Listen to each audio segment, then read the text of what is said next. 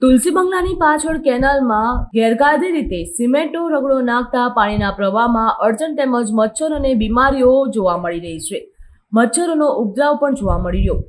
તુલસી બંગલાના પાછળના ભાગમાં આવેલા જવાના વહેરામની ચાલીમાં નવી હાઉસિંગ સ્કીમમાં વિકાસકર્તાઓ દ્વારા કેનાલમાં બિનકાયદેસર રીતે સિમેન્ટનો રગડો નાખવામાં આવી રહ્યો છે.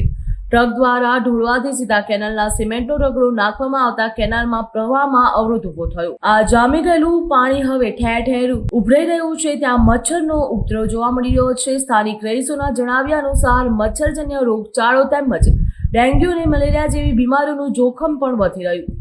સાથે જ નજીકના ગટરના પાણીની દુર્ગંધ પણ મારી રહી છે, જેના કારણે આસપાસના લોકોને શ્વાસ લેવામાં પણ તકલીફ પડી રહી. સ્થાનિક રહીશો તેમજ રમેશભાઈ પટેલ કહે છે કે અમે પાલિકા અને નગર નિગમમાં અનેકવાર લેખિતમાં ફરિયાદ કરી, પરંતુ હજુ સુધી કોઈ પગલાં લેવામાં આવ્યા નથી.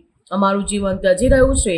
બાળકો અને વૃદ્ધો ખાસ કરીને આ પરિસ્થિતિને વધારે પીડાઈ રહ્યા છે. જાણવા મળ્યું છે કે આ હાઉસિંગ ડેવલપર પાસે યોગ્ય પરવાનગીઓ છે કે કેમ તે અંગે પણ અનેક સવાલો ઉભા થઈ રહ્યા. સંબંધિત વિભાગે હજુ સુધી કોઈ જાહેર નિવેદન આપ્યું નથી.